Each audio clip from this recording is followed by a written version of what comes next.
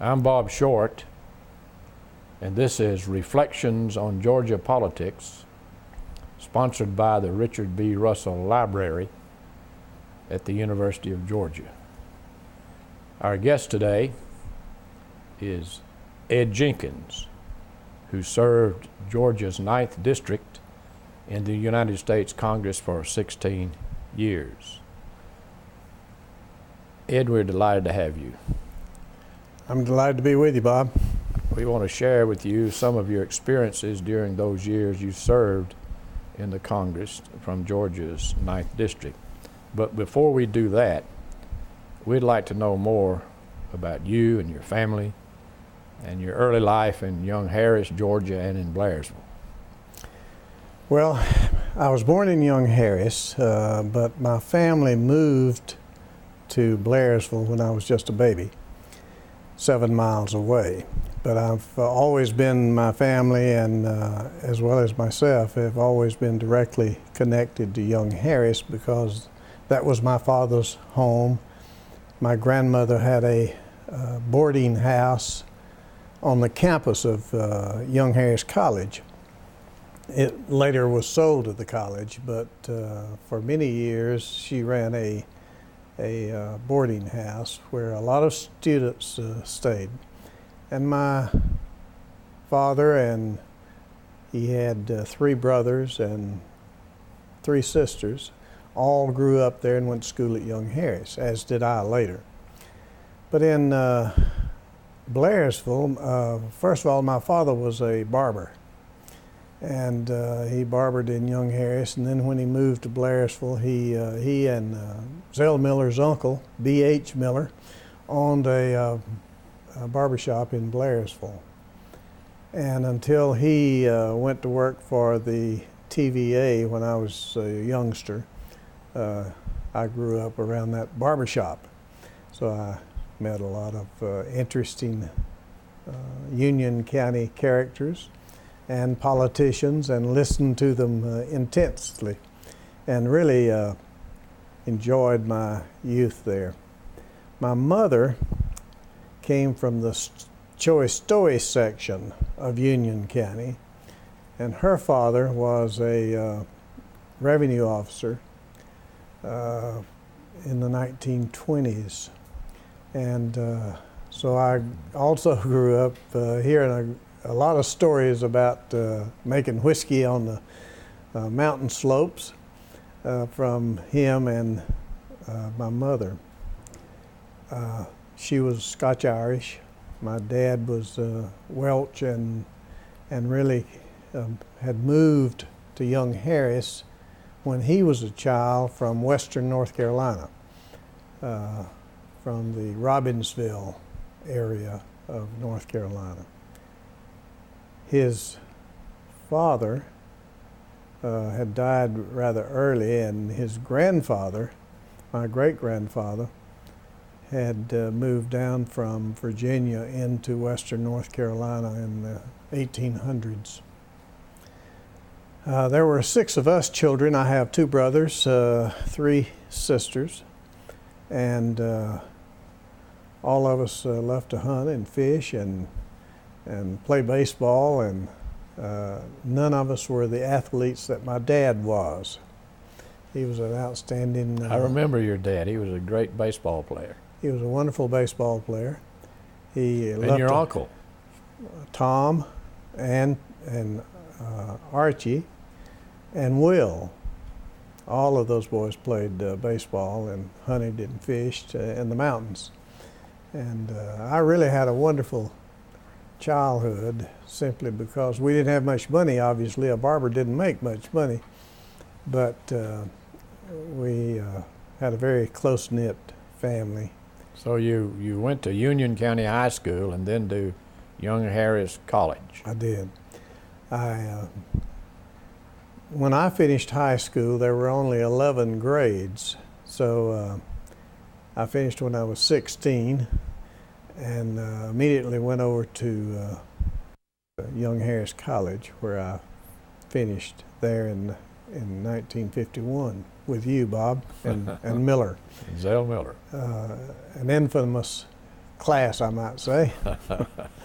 And then I served, before I went to the University of Georgia, I served 3 years in the Coast Guard, in Coast Guard aviation.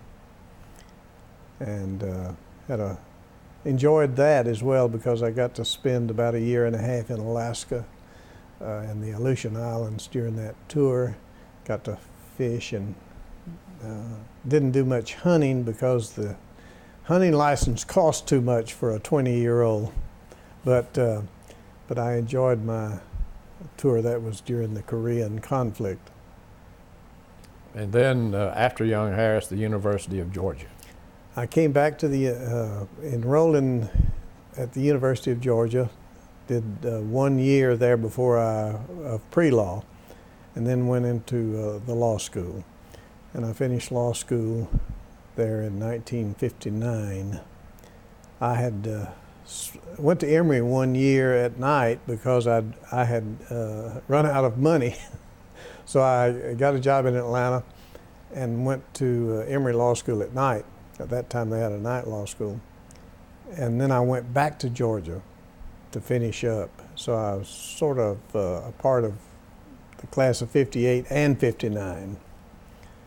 And then immediately upon completing my law degree and getting admitted to the bar, Congressman Phil Landrum, who served Georgia's 9th District for 20-something years, 24 years, I believe, was looking for someone, a young lawyer, to come to Washington to work in his office. And I agreed to do that, and really had a great experience there as a young staffer. Eisenhower was president, just going out of office when I arrived, and John Kennedy was elected president, and I was at that inauguration and really enjoyed my Washington experience. I was there for about 3 years. Some of the interesting people that were there at the time that I was there,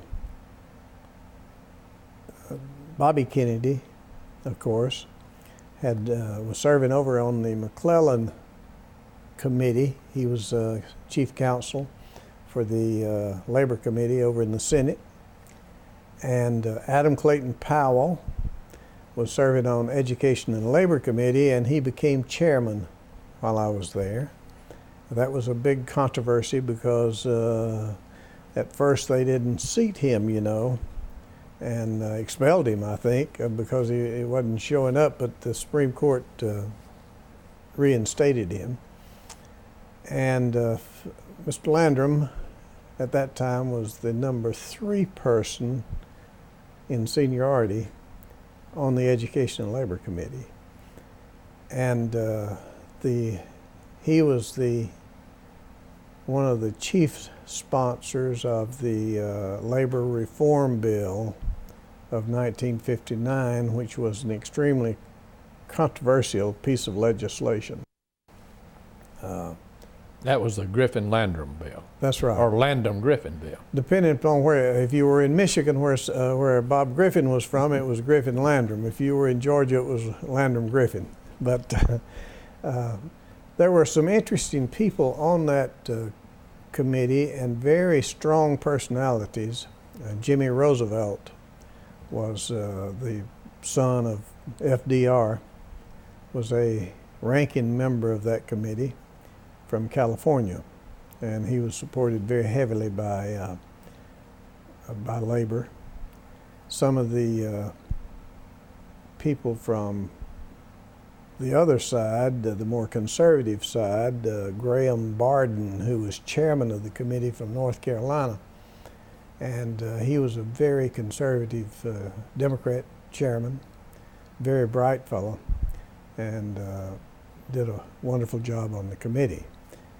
And of course, Johnson was in the Senate at that time, Lyndon Johnson, and Sam Rayburn was Speaker of the House.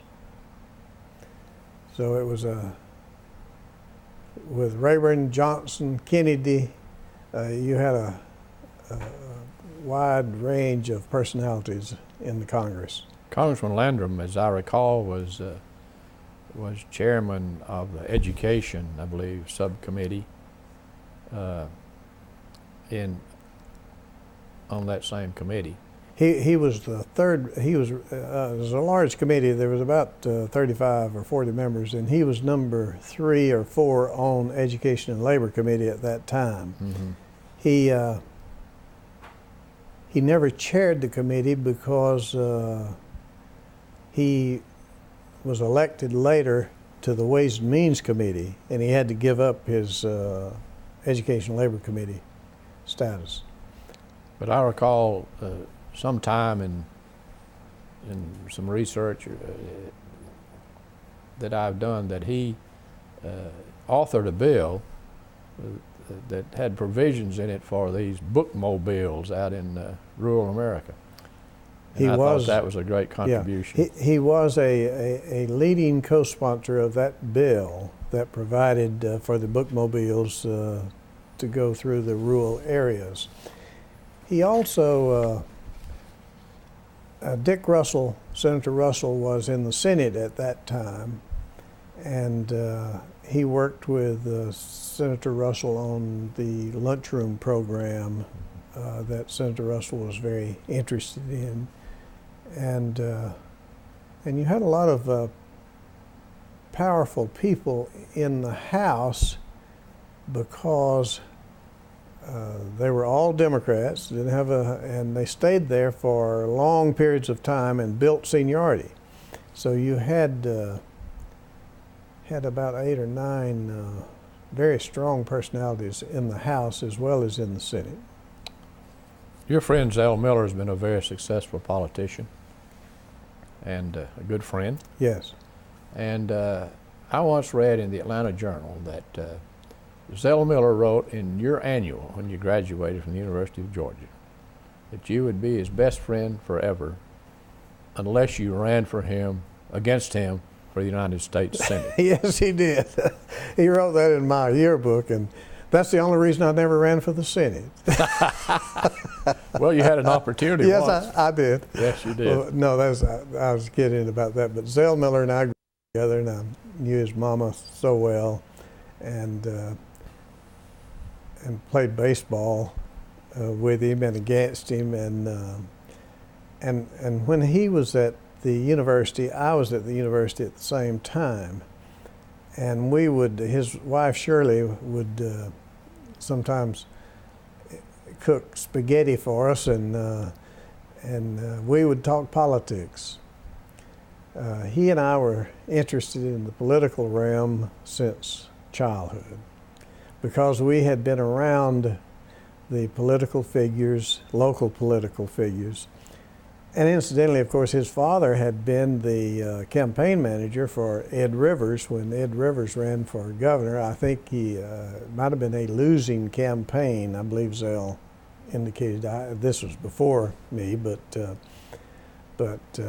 Zell was influenced early on by the political. And when he was elected to the Senate, state Senate, Landrum was very close to a fella from Young Harris in Towns County that was his opponent. Kaiser Dean was his name. And I commenced to try to influence Phil Landrum over towards Zell Miller because I thought that he was an up-and-coming young political figure and would have a bright future. And he did become, although he ran against Landrum for Congress, but he became a close associate of Landrum and a supporter. How do you deal with that, Ed? Here you are with an popular incumbent congressman, and having one of your best friends as an opponent. That was one of the most difficult things that I had ever faced. But I have always been loyal, I think, to my people I work with. And when Zell unexpectedly entered the race, I guess in 1964, I called him, told him, I said, "Now, Zell, I work for Landrum, and I'm going to be for Landrum. And I want you to know that." And the same thing happened in '66, even though I had left Landrum and went in the U.S. Attorney's office at the time as a assistant U.S. attorney. But it was a rough time mentally and emotionally, because Miller was one of my best friends, and I could not turn my back on Landrum, whom I ran his campaigns in addition to working for him. So I stayed with Landrum, and I think Miller understood that. Well, with that background, when Congressman Landrum decided to retire, you decided to run for his seat. I had been a federal prosecutor for about 3 years, and then I had returned to Jasper, where Landrum lived, and opened up a law office, and had practiced several years, and also at the same time did a lot of work for Landrum, district work. And when he would have opposition, I would take off and run or help run his campaigns. So I knew a lot of people throughout the district, primarily because I had been active in his political campaigns and had done a lot of his legwork through the years. So he called me in 1976, and told me, he called me in about September of that year, August or September, and said, "I've decided that I'm not going to run, for sure." It had been speculated for some time that he would not. But if you want to get in it, I want you to know ahead of time. And so I talked to my wife and didn't tell her how much money it would cost to run through those 18 counties at that time. And in 1976, in that our district, it included all of Gwinnett County, all of Whitfield County on the west side. We went east to the South Carolina line, north to the North Carolina and Tennessee line. So we really had everything in North Georgia in the 9th District. It was a very sparsely populated area outside of Gwinnett and Cherokee and Hall. But I thought at the time that I could probably run a campaign for about $75,000. It ended up that it cost about $130,000, and most of that was money that I contributed, borrowed, and donated to the committee. But there were 8 of us in that campaign on the Democratic side, and one person on the Republican side. And it was a very spirited campaign. It went on for several months, because I just left the law office and traveled the district for the next 8 months, 7 or 8 months, and ended up with a runoff with Senator Al Minish from over in Commerce, Jackson County, and was successful in that. But there were it was a tough decision for me, because I did have a good country law practice and enjoyed it, but I did want to go to Congress because I'd had a little taste of it with Phil.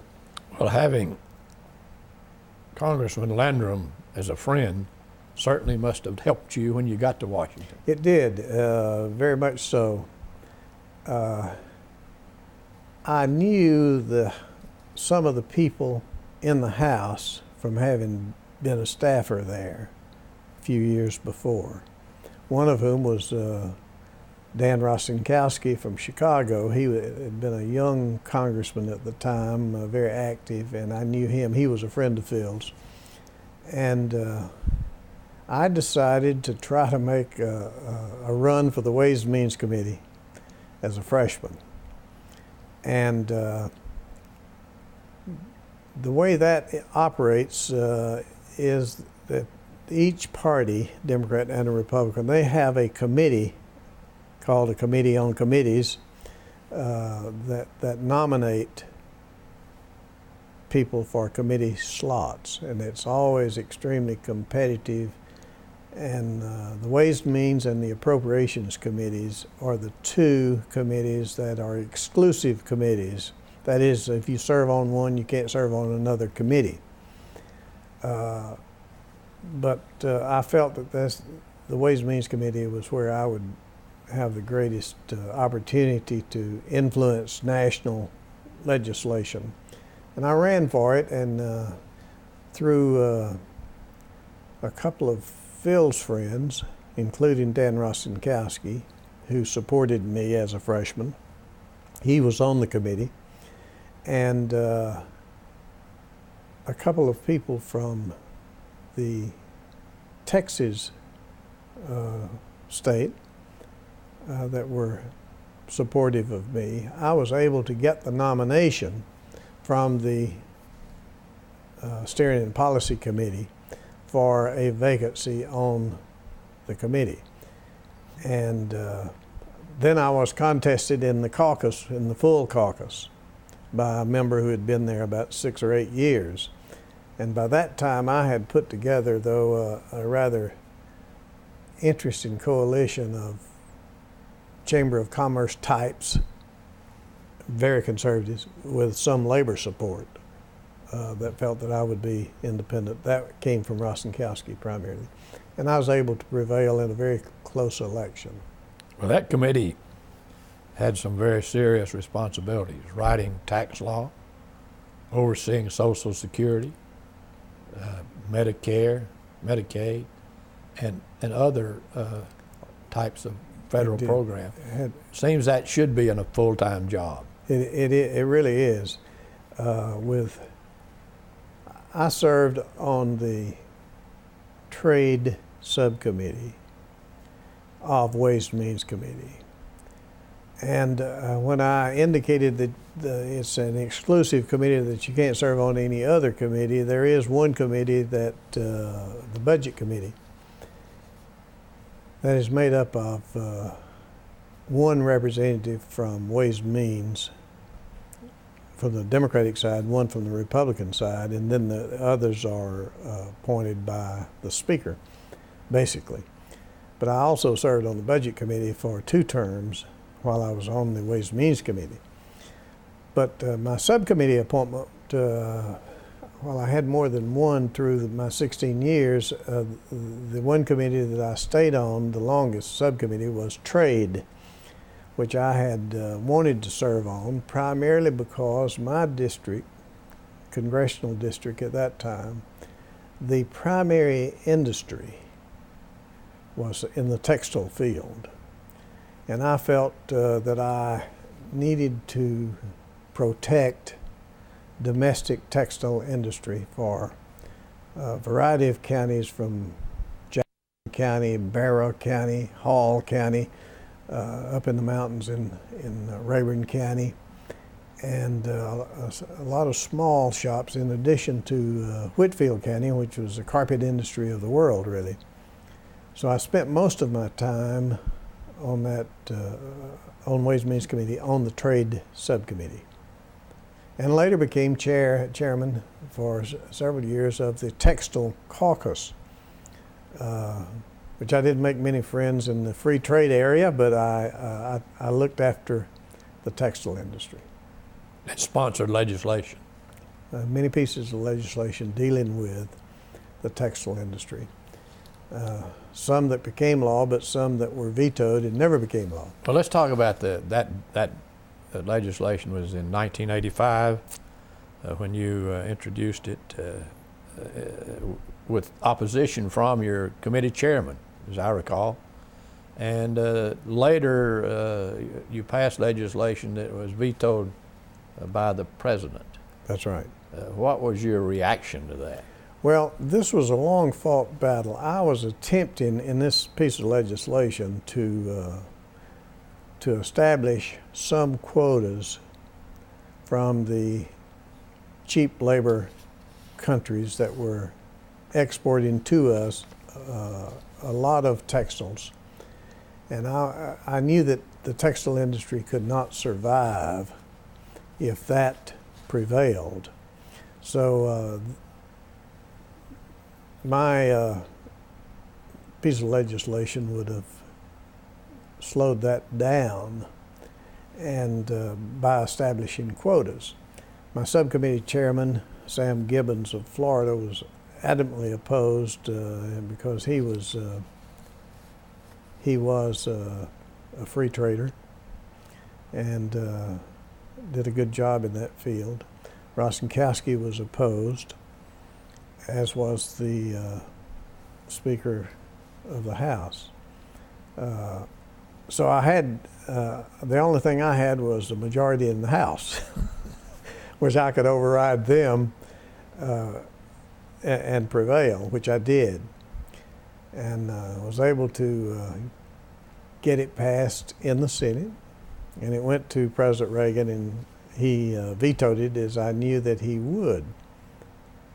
And when it came back to the House, as the sponsor of the bill, I did something that was a little bit unusual. Instead of having an immediate override vote, which I knew that I could not win because I couldn't get 2/3 of the House, I checked with a parliamentarian in about a specific date for an override, and he said, yes, you can do that. So I asked for, and they didn't really realize, I don't think, on the Republican side, what was happening. I asked for an October date, if I remember correctly, at any rate, fairly close to the election in November. And we had an interesting override vote, but it couldn't get out of the Senate, which I knew. But it was a good piece of legislation. Then the follow-up on that, even though it probably went a bit too far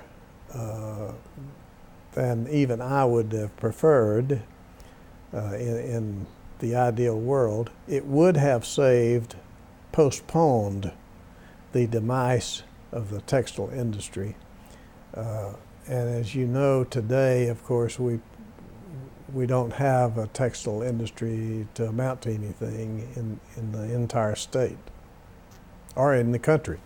You think we can ever bring it back? I'm somewhat doubtful. I think the primary objective today ought to be to try to preserve some manufacturing regardless of what it is in. Because I think it is a mistake for a nation to lose its manufacturing base. We're fast doing that, and a lot of it has to do with the value of the dollar, which is very low today. That impacts us adversely. And it helps us in exports, but it doesn't help us domestically a great deal with domestic industry. But I'm doubtful that the textile, certainly the garment industry, will not come back. The rest of the textile industry could survive, parts of it. Certainly carpet can. Mm-hmm. How about poultry, which is big? Poultry in was your district? Was and is a big thing in our district. We had several major poultry operations throughout the mountain counties, and a lot of that industry really helped the standard of living of the mountain people, because people could grow poultry chickens, and at the same time operate at home. And both the husband and the wife many times worked within the poultry industry, and that gave a lot of income to a world of people in the mountains. And in addition to the processing plants that operated out of Hall, Habersham, several counties, but it's a wonderful area of employment, and it still is within the district now. There was a coalition of congressmen, mostly from the South, known as Blue Dogs. Were you a Blue Dog? No, I was not a Blue Dog, although I probably voted with the Blue Dog group a great deal. The Blue Dogs were and are an extremely conservative group of Democrats, which I was also a conservative Democrat. But very honestly, there were some things that, while I was conservative on the budget, on spending, there were some things that I disagreed with them on, and I didn't take an active part in that.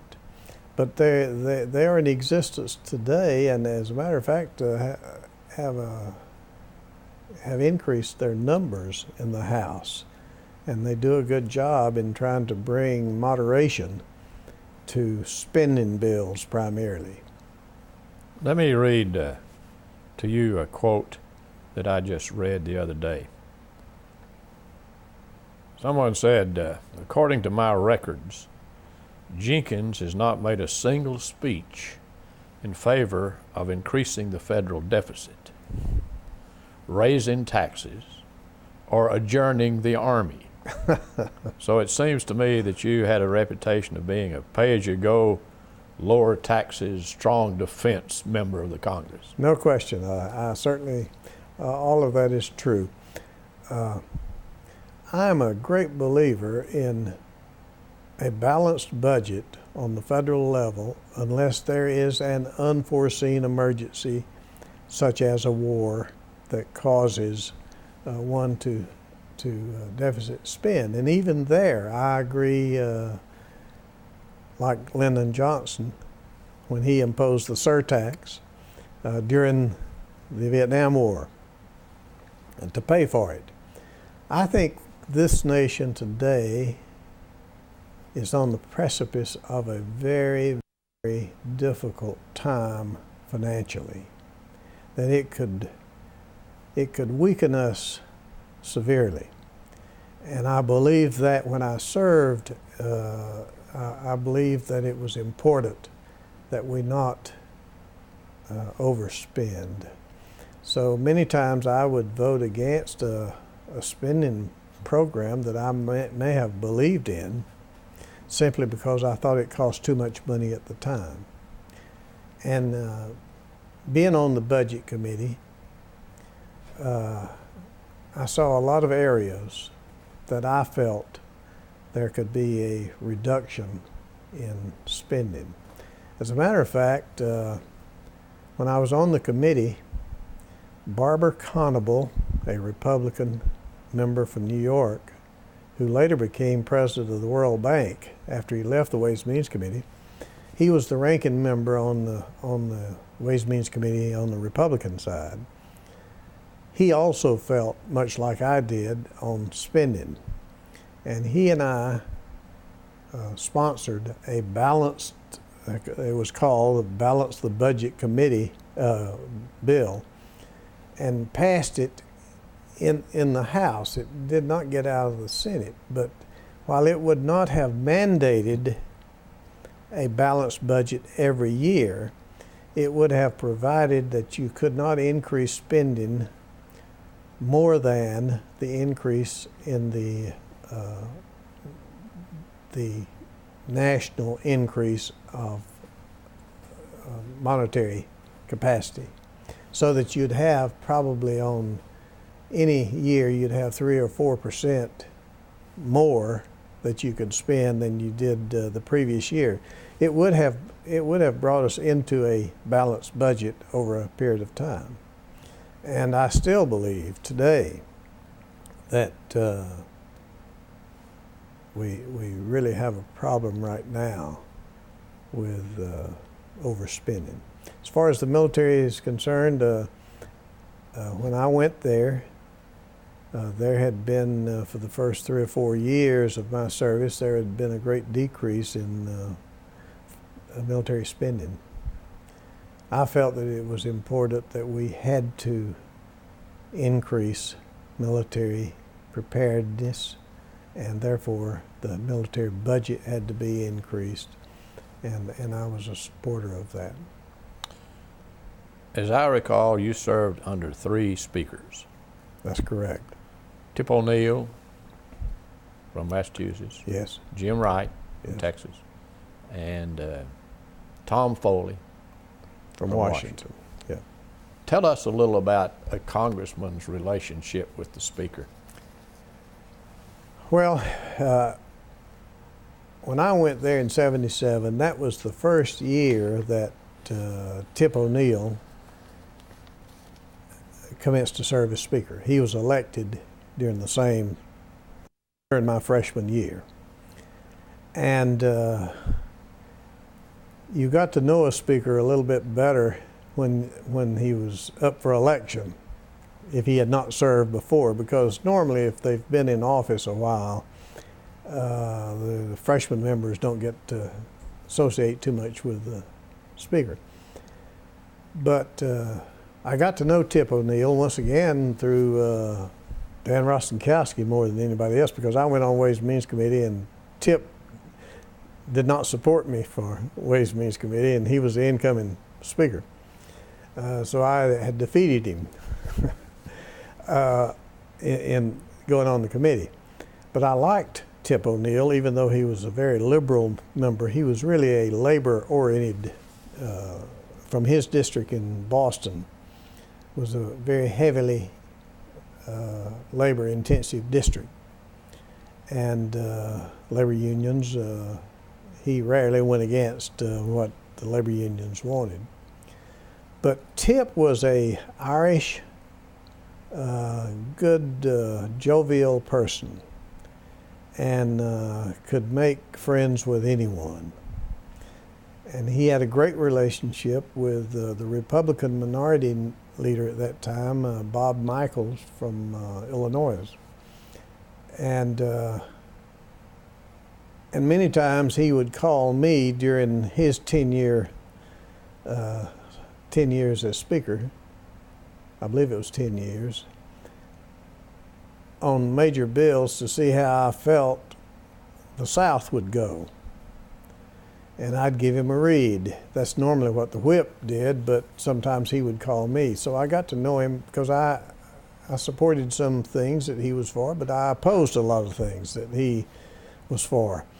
And I think there was a degree of respect on both sides.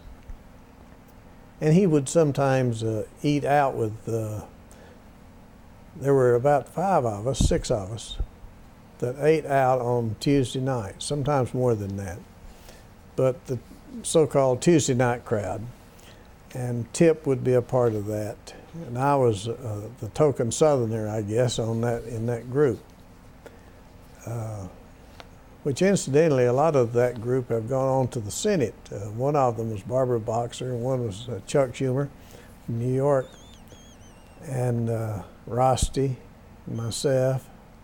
Occasionally, not too often, but occasionally Tip, and John Lewis occasionally would join that group when he came to the House. But I got along, and the average member, I think, from both sides, liked Tip O'Neill. When Jim Wright was elected after Tip had left, retired, this had been a very contentious election each time that Jim was elected majority leader by 1 vote in 1977. And his opponent at that time had been Philip Burton, Congressman Burton from California, who was a more liberal member. And there were two other people also running that were eliminated before the ultimate runoff. But Jim Wright won by one vote. And from Texas, he had been chairman of a committee in the House and had made a lot of friends from both sides of the aisle, but he had more support from the moderate to conservative group because the liberals had gone with Phil Burton. And when he became Speaker, he had some opposition from within the party. Some people who were not too fond of him. Jim Wright was a very scrappy guy, and a lot of people didn't know it, but he had been a pretty good boxer in the Navy, I believe, military, and he didn't mind to mix it up with you. And he did occasionally with some people that almost came to fisticuffs a time or two. But about the same time, Congressman Newt Gingrich had come to the House, and he put a different flavor on the Republican side, in my view. First of all, Newt Gingrich is a very able fellow, very good speaker and a sharp mind, but not one of my favorites at all, because I never felt that he was the most that he would not stay where he said he would be. He was sort of an opportunist at times, in my view.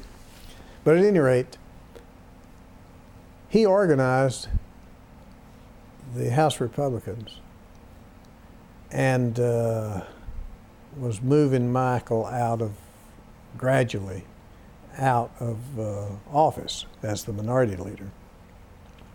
He did this in several ways. First of all, he was very conservative, and he grouped the conservatives on the Republican side together, and they stuck together. And they liked Gingrich because he did have a lot of ideas. He's a brilliant guy in so many ways. But the most important thing, I think, of his rise to power, in addition to his own abilities, was the practice of televising the House chamber. That happened under Tip O'Neill's, when he was Speaker. And Congressman Gingrich, in my view, saw the importance of this from a political standpoint. And at the end of a session, you always had the opportunity to have time on the House floor. With CNN, with televising the House chamber, he would organize speeches by himself and others on any particular subject and speak every day. And he became nationally known from doing that. And it was a ingenious type of operation that they had, and they organized, and they'd have a certain group every day to do this. And then he decided to go after Jim Wright. And every day there would be an attack on Wright, Speaker, for any personal defects or any failures or anything, and finally drove him out of office. And out of Congress. And out of Congress.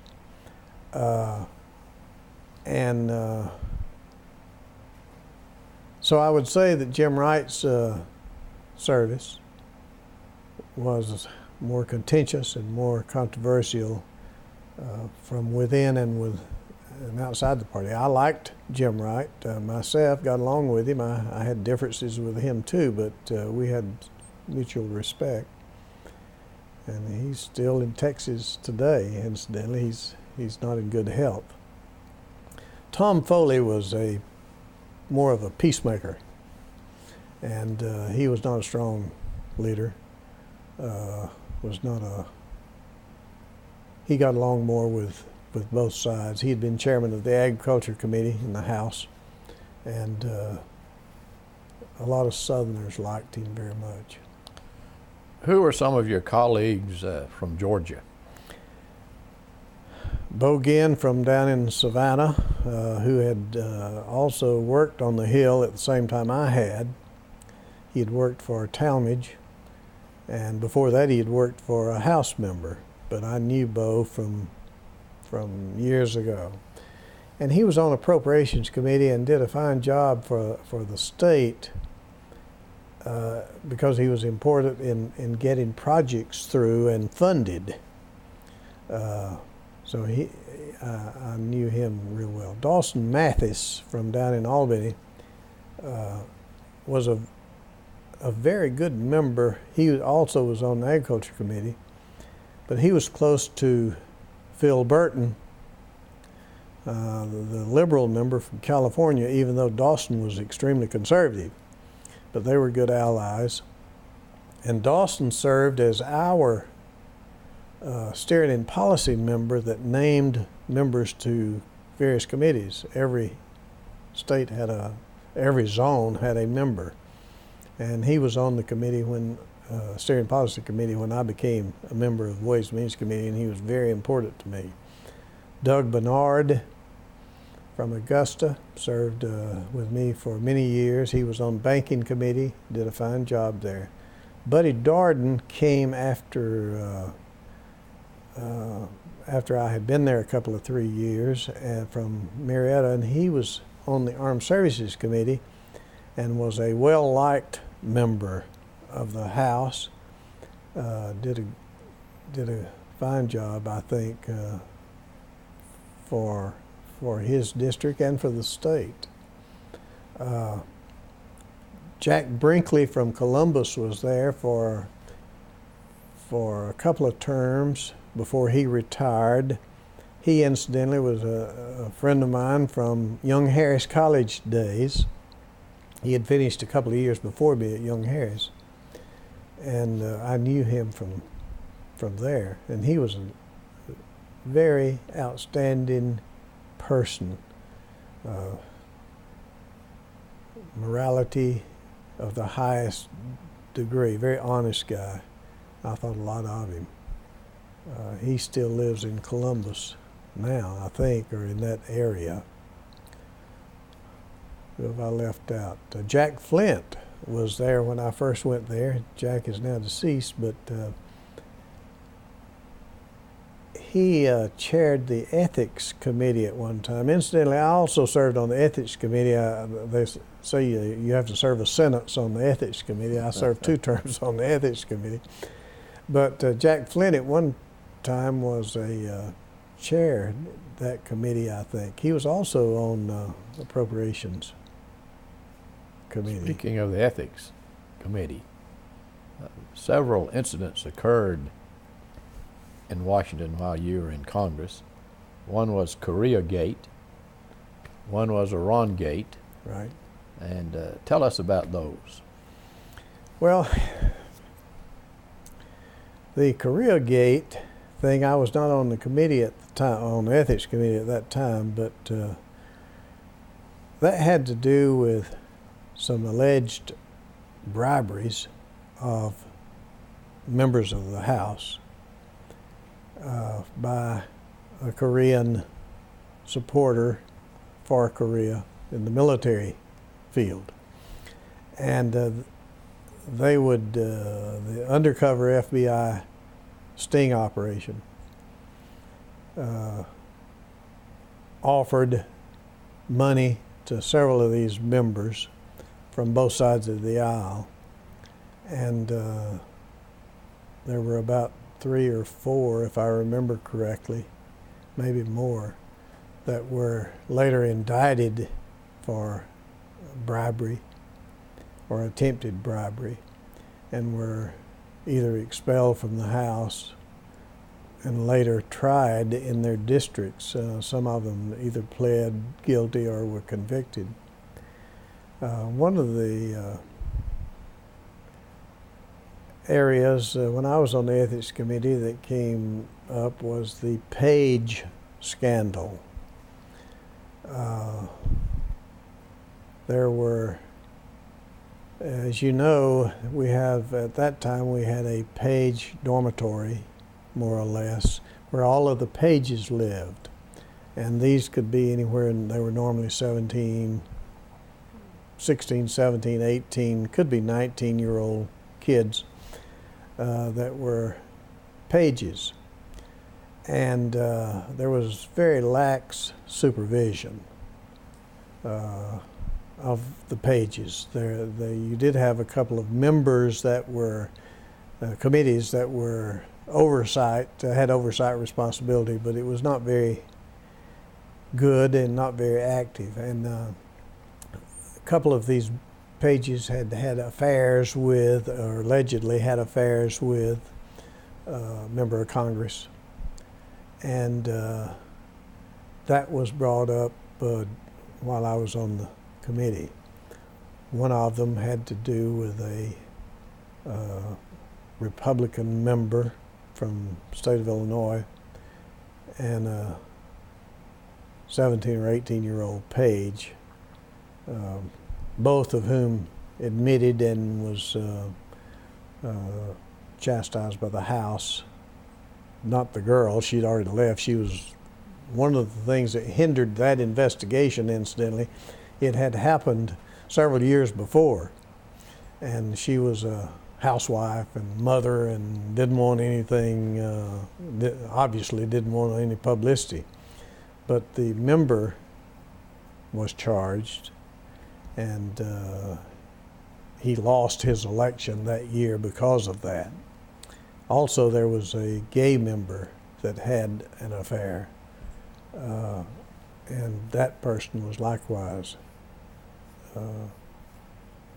chastised by the House in the same manner that the Republican member had been with the female.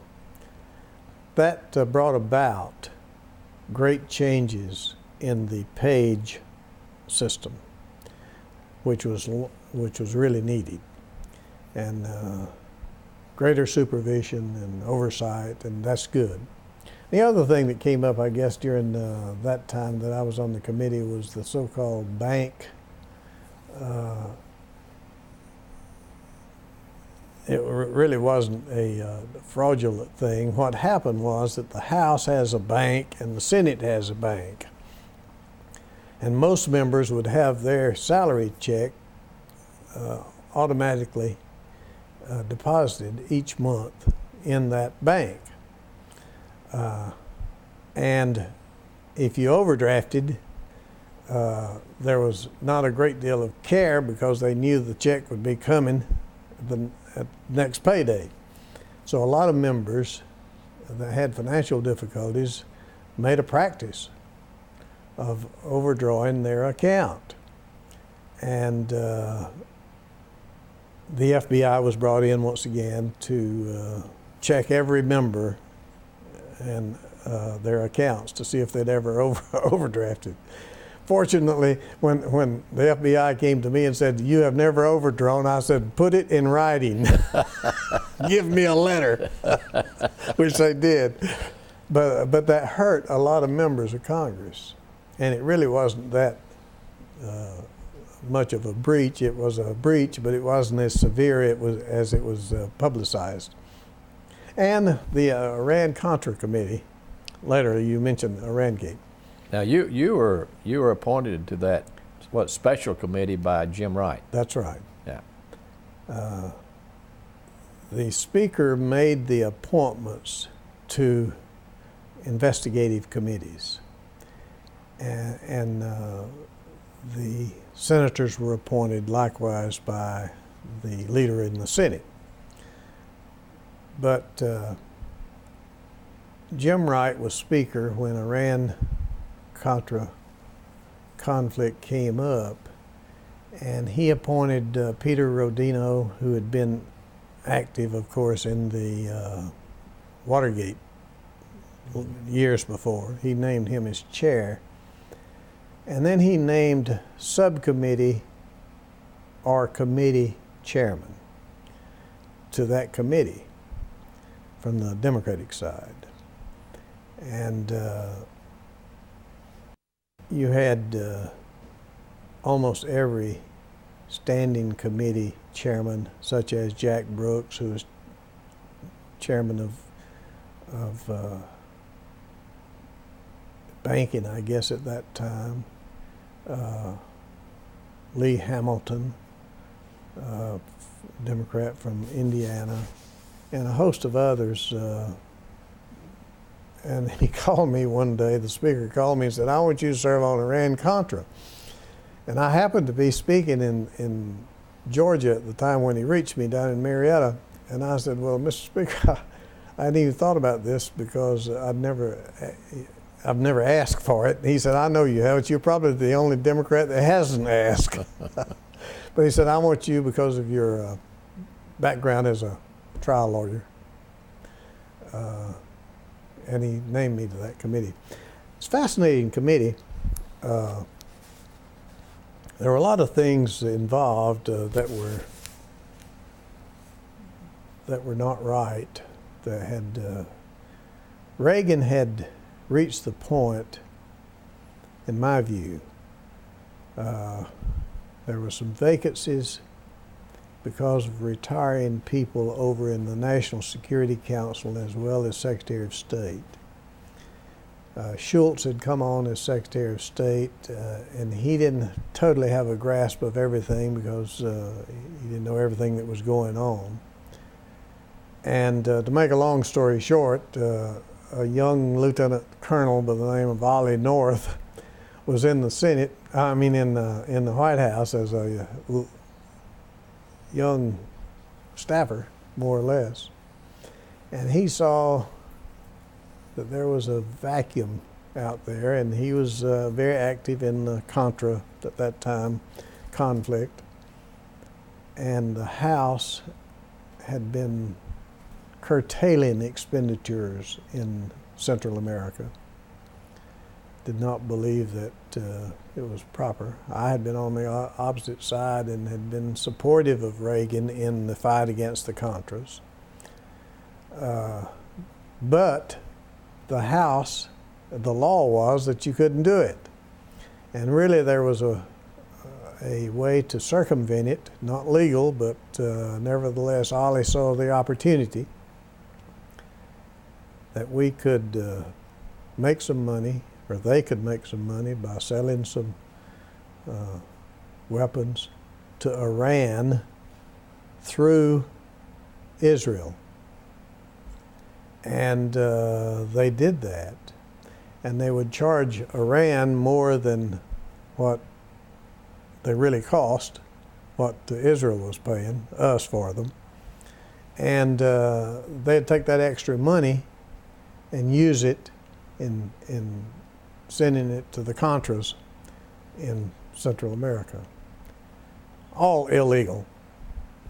And Ollie was one of the real operatives in that because he pretended, told everybody in the White House that the old man, the president, was asking him to do these things, which there's no truth to that, I don't think.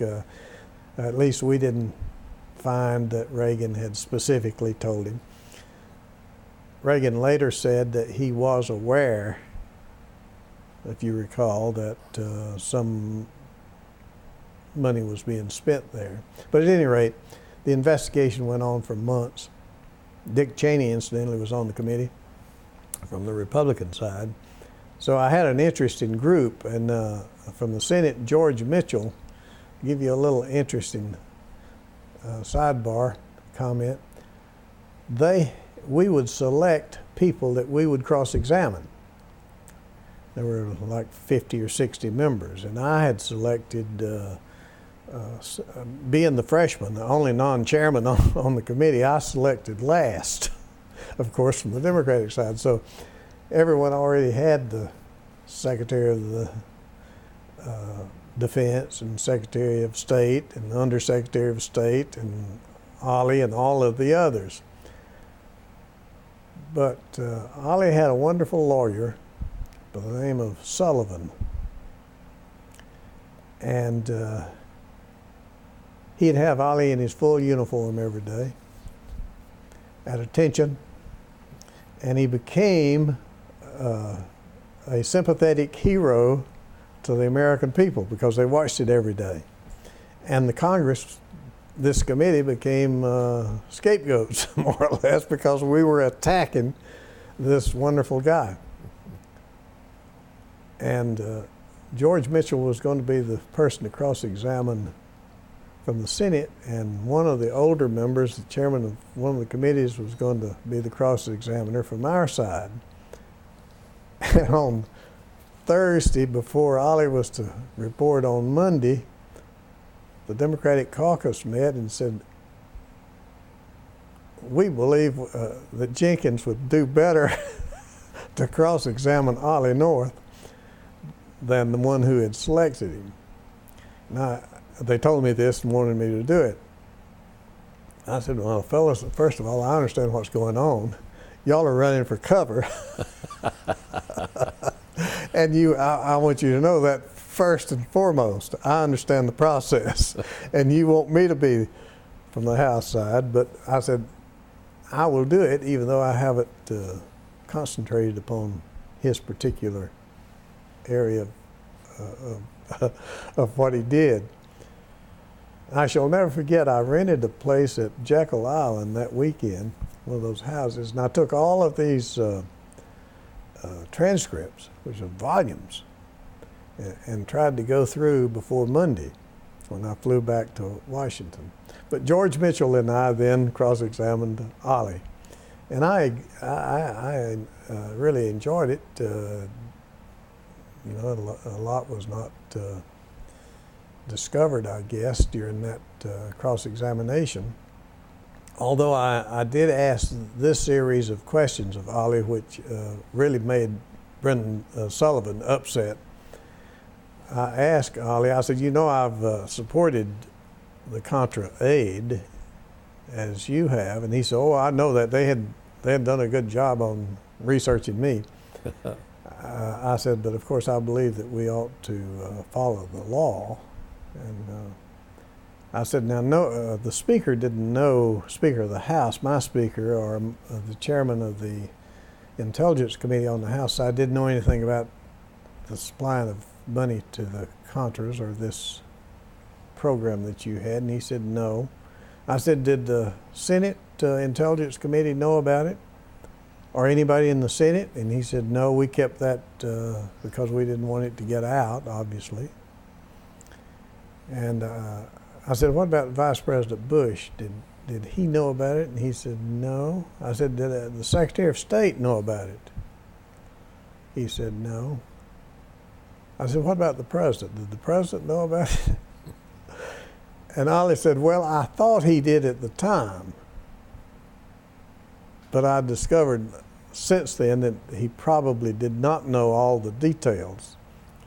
And I said, well, are you telling this committee and the American people that not a single elected official of the United States of America knew what y'all were doing? He said, well, I guess not. Words to that effect.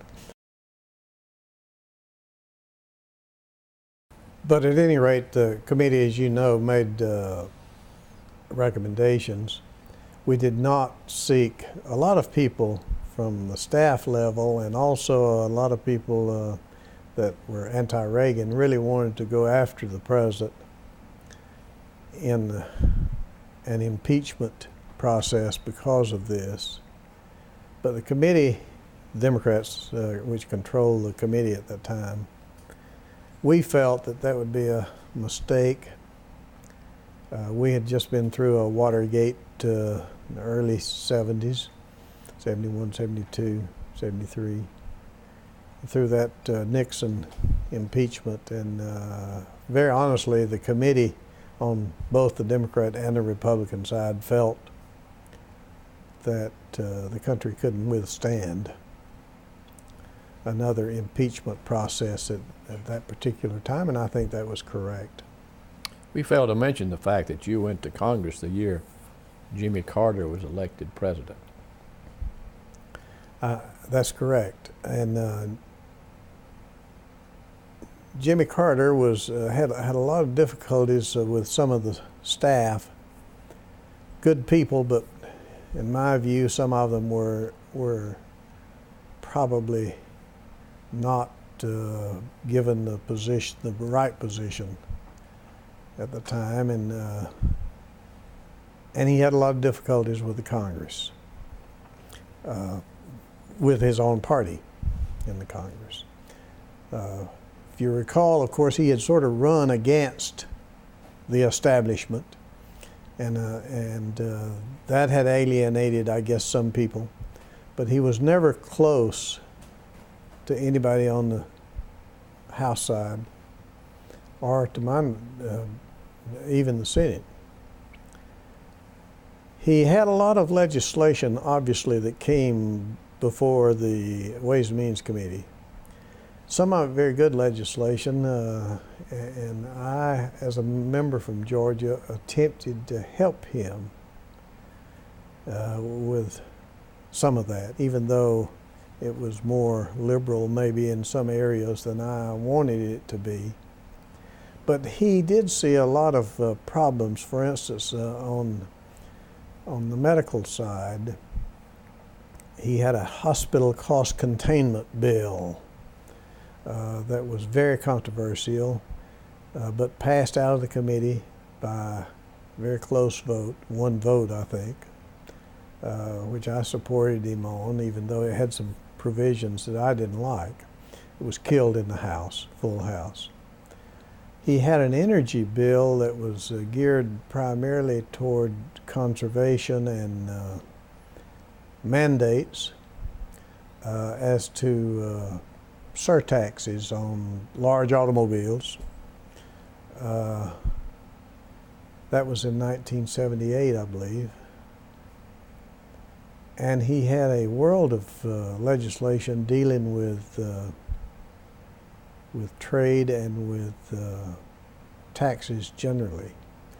I didn't support a lot of the tax measures because I really believed that the tax schedules were too high at the time. As a matter of fact, if you recall, after he left office, I led the group that reduced capital gains taxes. And while I think there is certainly an argument for capital gains taxes being of some kind, I didn't, there's a huge number of people, large number of people that don't believe there should be any tax on capital gains. I felt that the tax rate at the time was much too high and should be reduced to attract more industry and more capital to this country. But Jimmy Carter had a tough time as president with legislation.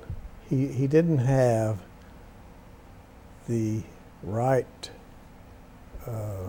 sponsorship, if you will, in the Senate or in the House with most of his legislation, and it was very difficult to get it passed. He was not close to Tip O'Neill as Speaker.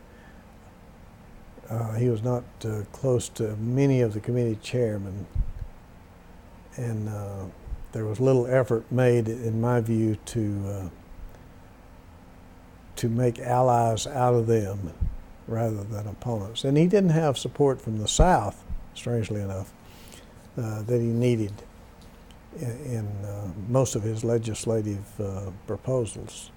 So it's fair to assume that if you run for president as an outsider, when you get to Washington, you well may become an outsider. I think so. You need to deal. You need to know how to deal with the legislative branch, and if you don't, you won't accomplish much.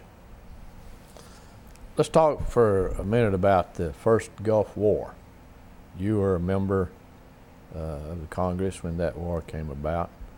And if I'm correct, you voted against funding that war. I did. I voted against the resolution to go to war. Actually, it was what was used to go to war. I've never been totally convinced that that conflict with Iraq, it was a lot about oil, in my view. Now, there can be no question that it was also about human rights and the conflict there with the neighbors of Iraq.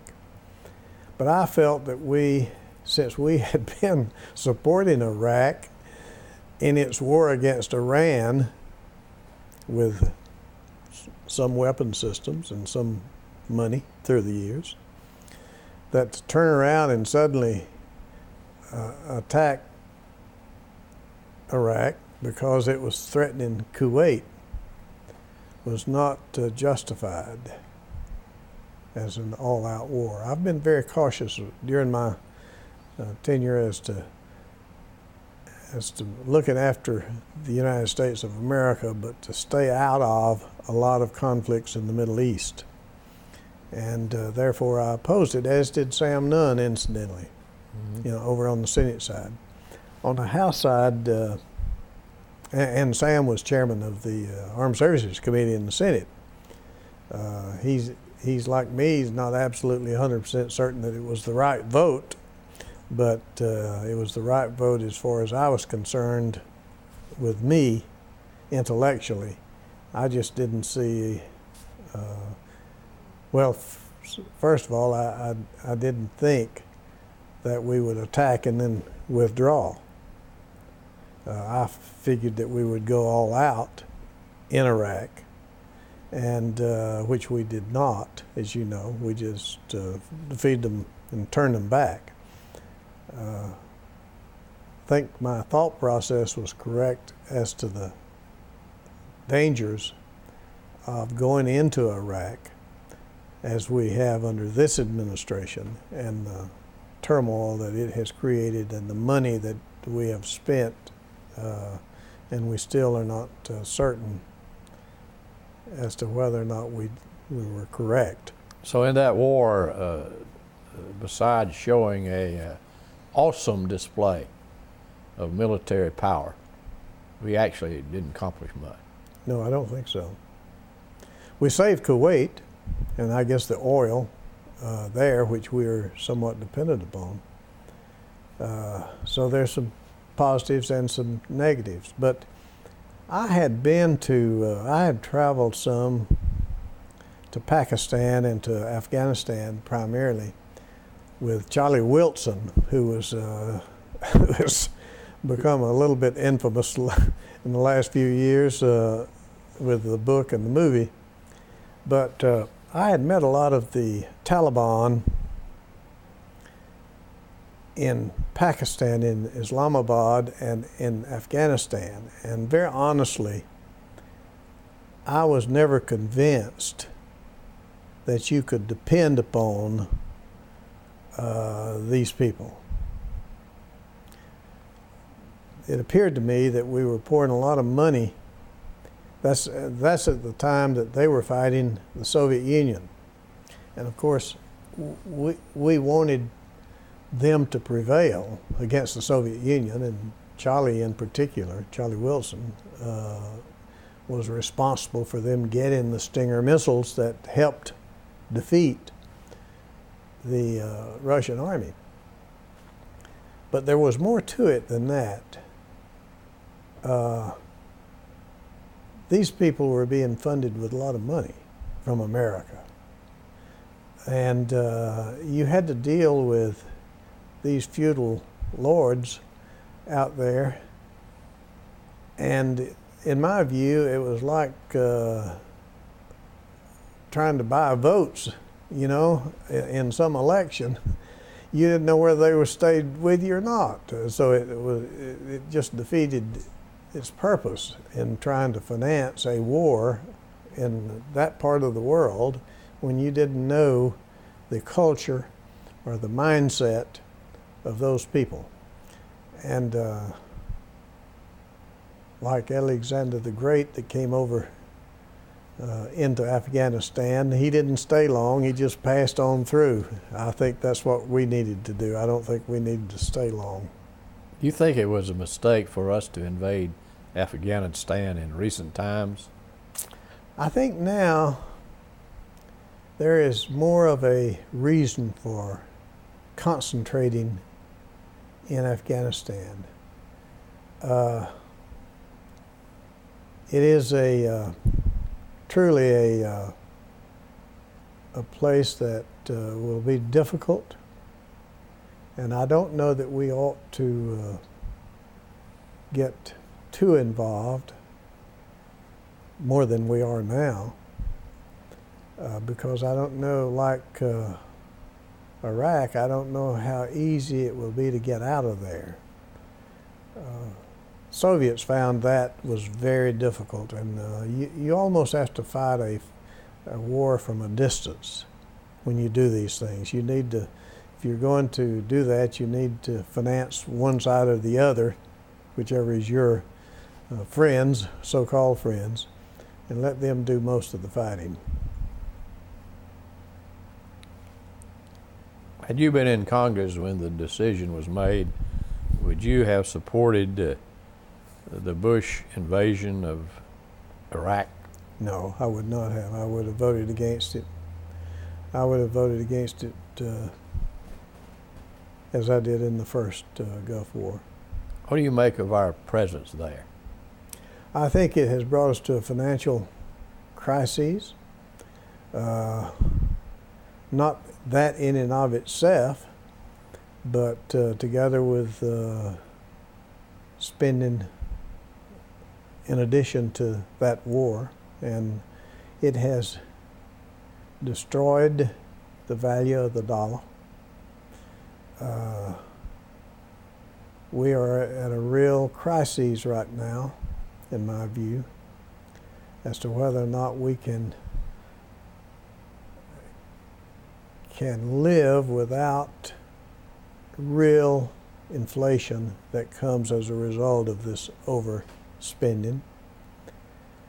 Furthermore, we obviously did not do a good job in fighting the war. If we had toppled Saddam and then left at the appropriate time, turning it over to some of the local anti-Saddam people, we would have been better off. Or in the alternative, if they would have really increased the number of troops, as some on both sides of the political aisle say that we should have in the beginning, we would have been better off. But to turn loose Saddam's army and say we no longer 400,000 troops and say you no longer have a job, and they've got to turn them loose in the country with their arms, they obviously are going to belong to an insurgency group that's going to give us problems, as they have. But it's looking better now, I think, since they did increase in the last year our presence there. I think it is looking much better than it has, but I wouldn't depend upon that long term. Are we overreacting to the threat of terrorism? Well, it's hard to say. I think it's obviously, since the 9/11 catastrophe, it has become something that we have to deal with. So from that perspective, I think we have to really know what's going on with people coming here. You have to have intelligence, and you have to spend a lot of money in that area. And I disagree with some in my party on recent legislation dealing with eavesdropping and so forth on foreign calls. I don't think that we ought to have as much intelligence to do that as you would in making a search of an American home or anything like that. You know, the argument goes that having been a defense attorney as well as a prosecutor, I understand the use of our laws properly, but their argument always is it's better to let one guilty person go than it is to convict an innocent person. But when you're talking about a terrorist, in my view, it's not right to say it's all right for one terrorist to get by, to get through, rather than to illegally search, if you will, a lot of calls from foreign countries or to foreign countries. I don't think you can go that far. I think if you let one terrorist through, that's one too many. That could be a real danger to the country. So I say have tough legislation authorizing telephone calls and so forth to foreign countries. Seems to me that all of these engagements that we find ourselves in around the world point toward lack of stability in our foreign policy. Seems that that Congress has a role and the President has a role, the administration has a role. How do you merge those two into a specific attitude toward our role in world affairs? There has to be more respect, first of all, less partisanship when it comes to the committees that have jurisdiction.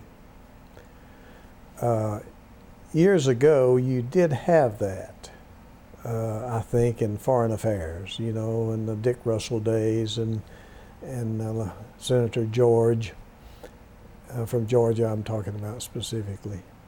They would sit down with whomever is the president on matters of foreign affairs. They would oppose them on other things, domestic, if they felt like it, but they would try to adopt a policy that would be in the best interest of the country and join together in doing that. We haven't done that in some time. There has to be more respect for the presidency and the Secretary of State's job, as well as respect for the intelligence committees in the Senate and the House. That's very difficult to do in today's political atmosphere. But It's it partisan, needs to be. Yes, partisan it is. atmosphere. Yeah. I wanted to ask this question, if I may. How much support do you think that we should provide to opposition forces in these places like El Salvador and Iraq and Iran? I think it's very dangerous. The entanglements that develop, because you're not absolutely certain, nor is our CIA always, as to the support that these people have. There are occasions when that is needed, but as a general policy, I think we make a mistake in supporting every group that may be anti-government in their country. I think that's a dangerous route to go, and I'd be very careful about doing that. Let's talk about some Georgia politics. The Republican Party has taken over now the governor's office and the state legislature for the first time in what, 100 years Yep. or more? Yep. What do you think is the reason for that? Well, I think that there are 3 or 4 issues that that occurred that made the Democratic Party somewhat weak. That then came on down to the state level. First of all, we've always been in the South a conservative people. We have experienced defeat and had to sort of shuffle for ourselves as a region, and therefore probably became a little bit introverted, if you will, since Civil War days. And being a conservative area with conservative ideas, not enough money to spend as other areas, other states had, we had to be against a lot of spending proposals in our state. But also from a social standpoint, 3 or 4 issues I think that work to the Republican advantage and to the disadvantage of the Democrats. The abortion issue, we have been basically pro-life throughout the South. We're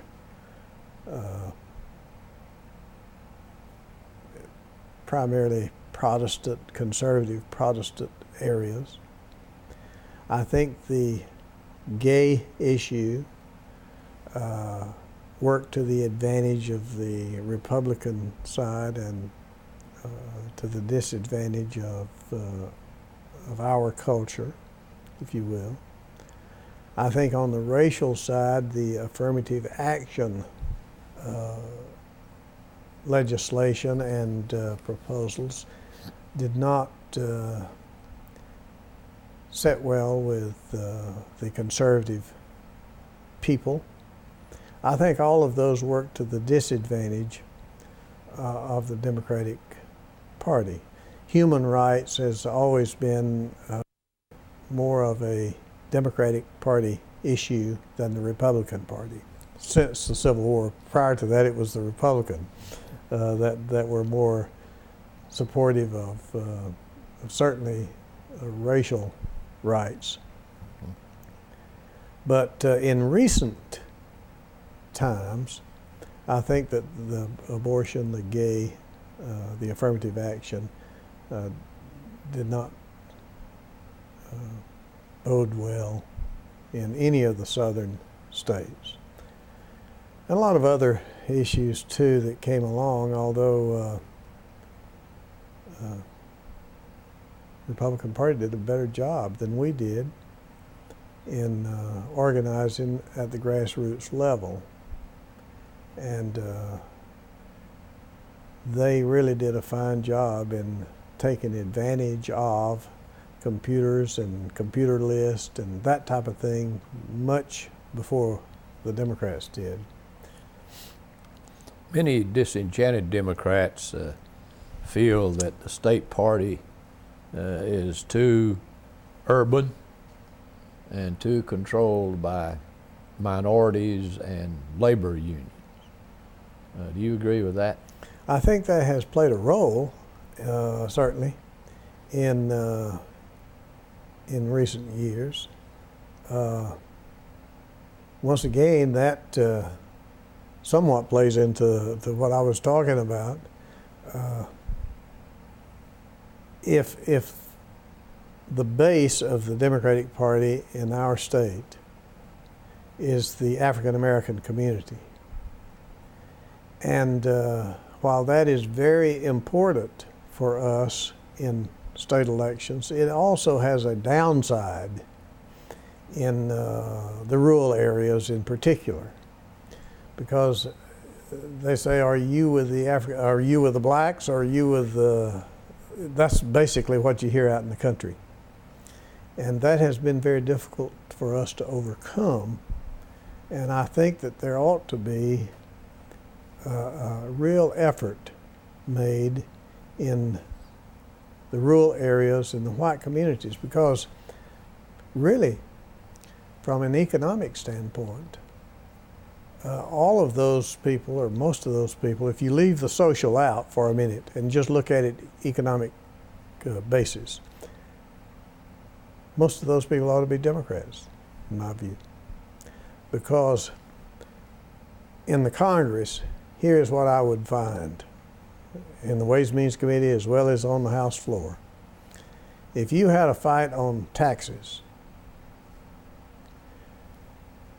you would find that the Democrat Party members from all over the country were more for the people making $50,000 a year or less.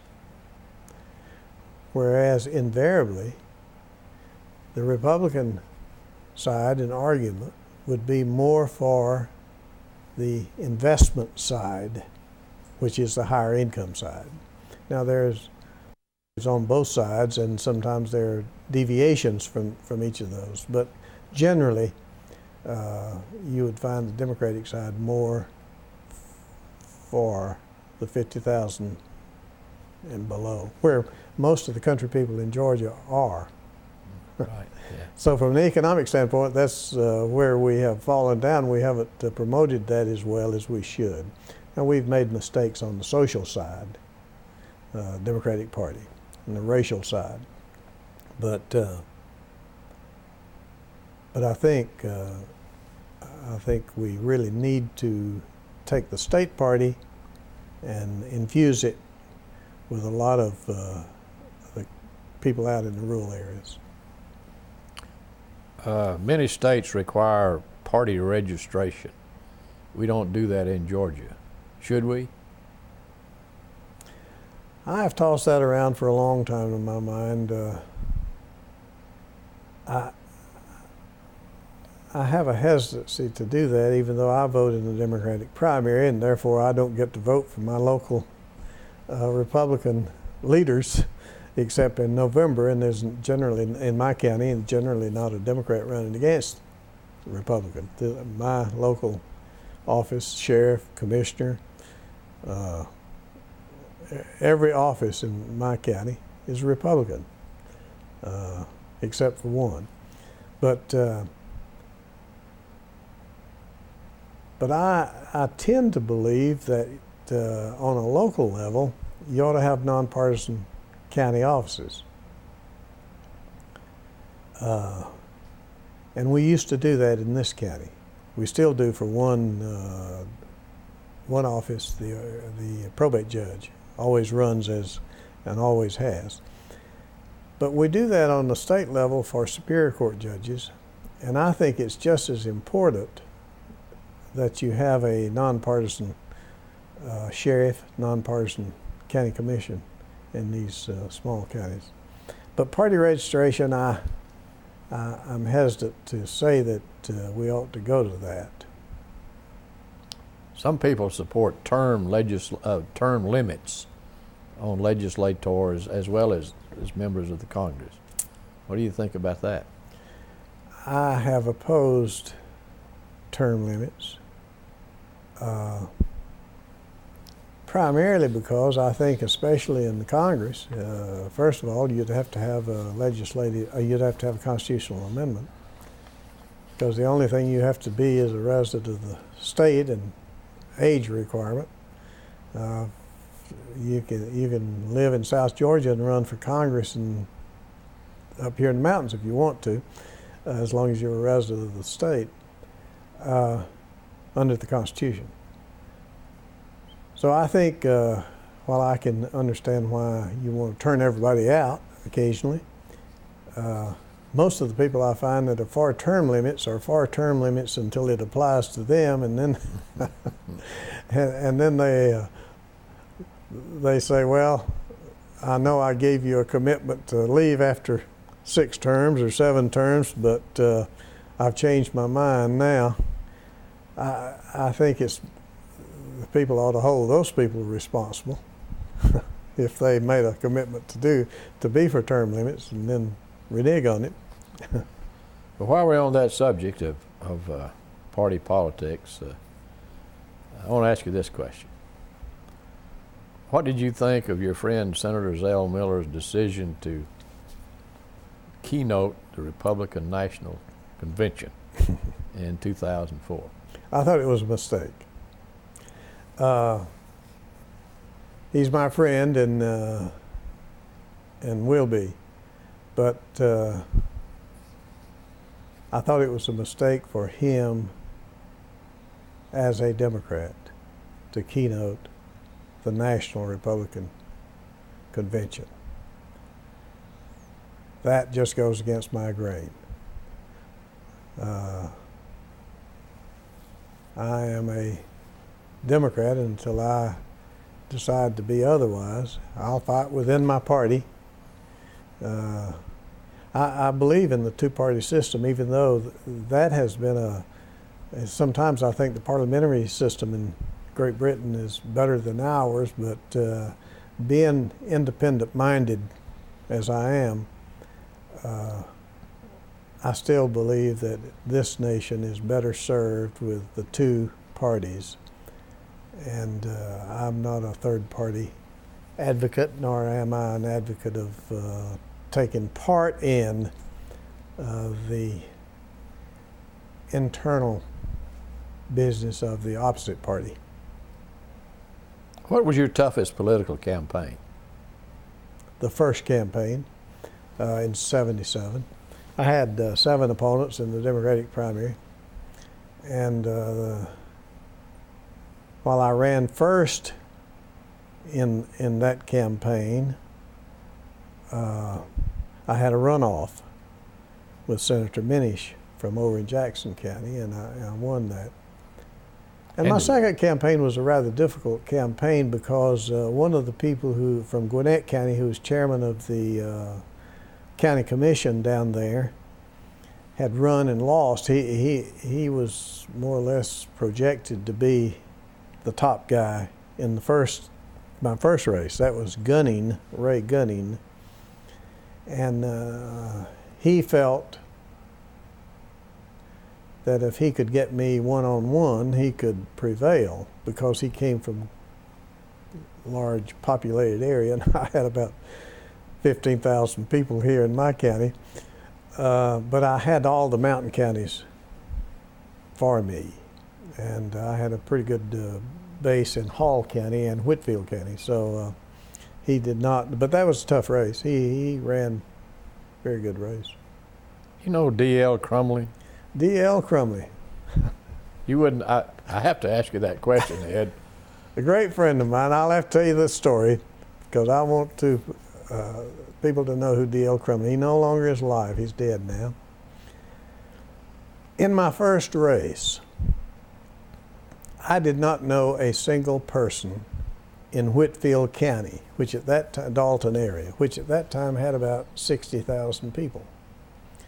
And I spent a lot of time over there during that year of campaigning, outside the restaurants and inside the restaurants and the various mills that I could get into, a lot of carpet mills. But it was there was a fellow running from over there, Alton Bridges, who was a good candidate and worked in a bank. And I knew that he would prevail in Whitfield County, but I wanted to run at least second. And I wanted to make sure that I could do well if I was in the runoff. So I handed out a lot of cards in a period of weeks and didn't seem to be making too much progress. And one day, someone up the sidewalk was at a fast gait running toward me, hollering, "Jenkins, Jenkins, Jenkins." And I looked and I saw this fella coming, and I suddenly recognized someone that I hadn't seen for 20 years, D.L. Crumley. I said, "D.L." He was a fellow I played baseball with in Union County. He played third base. I played second on the town team, baseball team, and sort of grew up together. He said, "I have been looking for you. I've been wanting to get literature." He said, I said, "D.L., you've come to the right place. I've got it in the trunk of my car."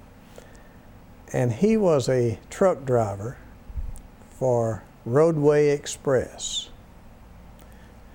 And he said, look, I umpire baseball games. I've got daughters playing basketball. I do some refereeing of basketball games, and I go into every carpet mill, picking up carpet or bringing supplies from Roadway Express. Well, I unloaded all this literature on him. Make a long story short, I did run second of 8 of us running, primarily because D.L. Crumley. And after I carried Whitfield County after that, because their favorite candidate did not place. And about a week after the general election, I get this call, this was 1976, from a carpet industry owner in Whitfield County that I recognized by name, and I saw that he had contributed to my opponent. And he said that he wanted to come over to see me with 3 other carpet mill owners about the natural gas shortage in 1977. He said, you're going to have a vote, and you can have some influence about getting us some priority to run our carpet mills. Otherwise, these people are going to be out of work. And I said, well, come on over. And they explained all this to me. It's very important. Your people up there have a job. And I said, I absolutely agree with that. And I said, I think I will be 100% for the proposal that you make to me. But I want to know what D.L. thinks about it. And they looked at each other.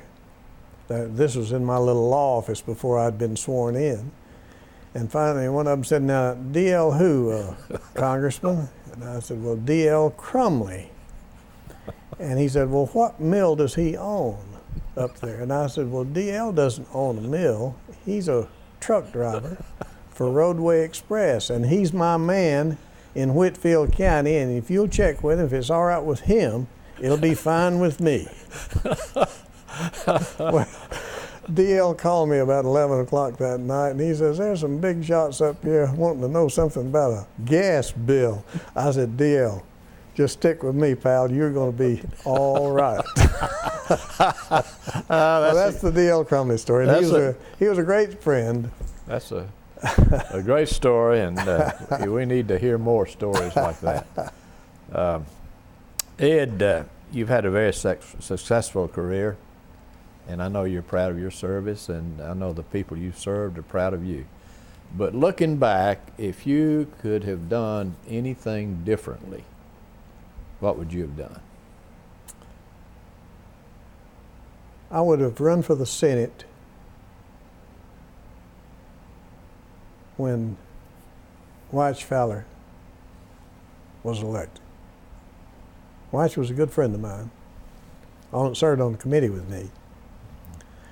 And I felt that there was an opportunity for a Democrat to win. And I thought that I was postured and had been asked by many people to run.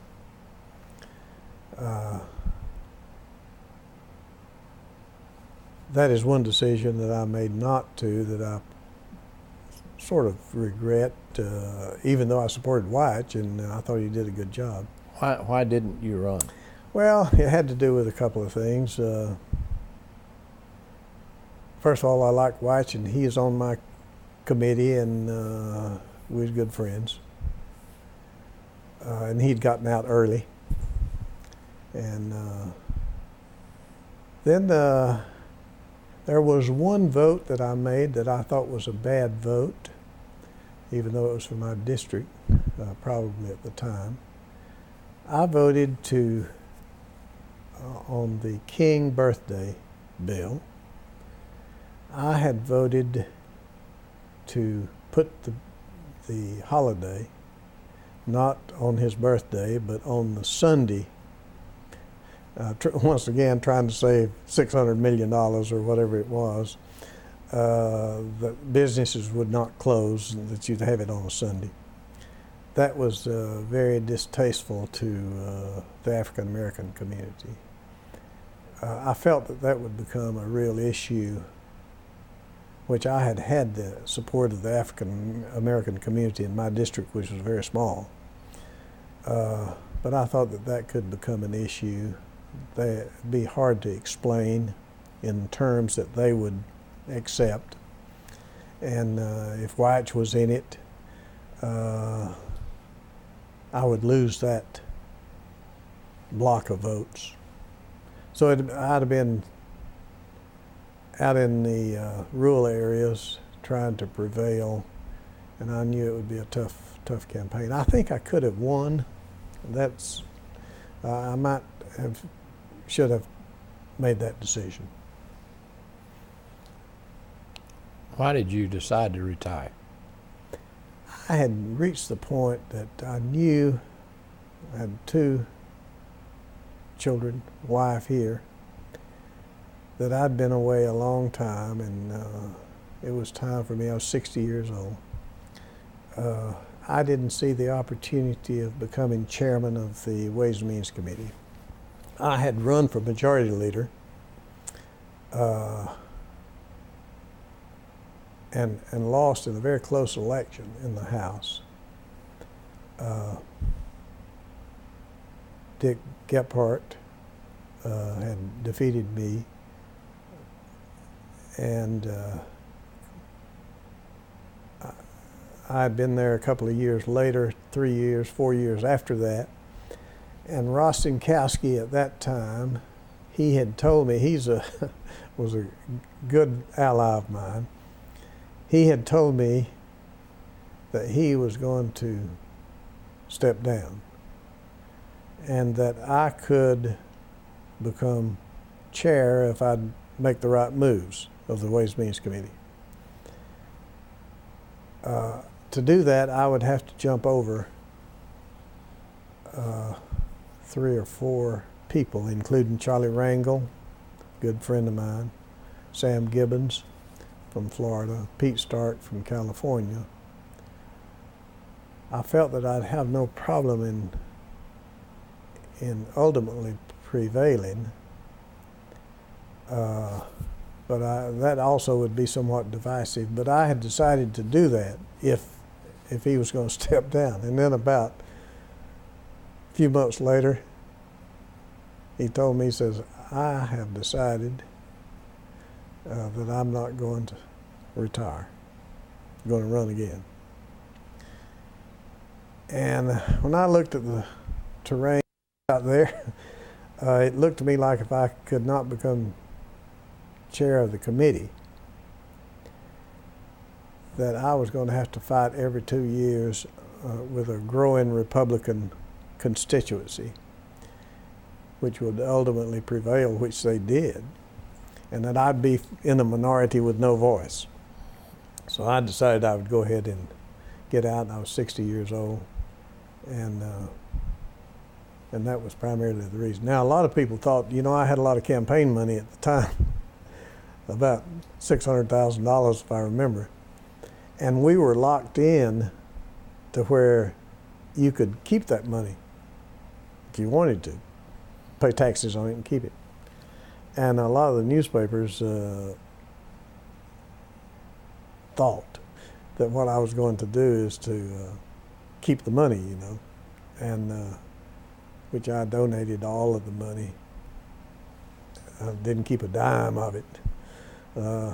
Kept it for a long time because I thought I might still run for the Senate and I could use it, or in some statewide if I decided to.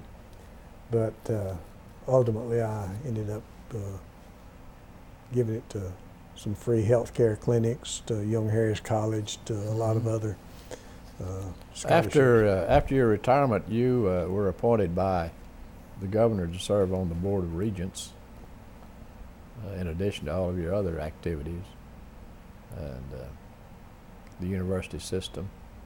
And you did a great job, according to the person who appointed you, Zell Miller. But Ed, it's been a great pleasure having you, and I appreciate you taking this time to be with us and to provide this history that I'm sure will be very useful years and years from now. Well, it's a pleasure to see you again, Bob. It always is. And thank you for coming by.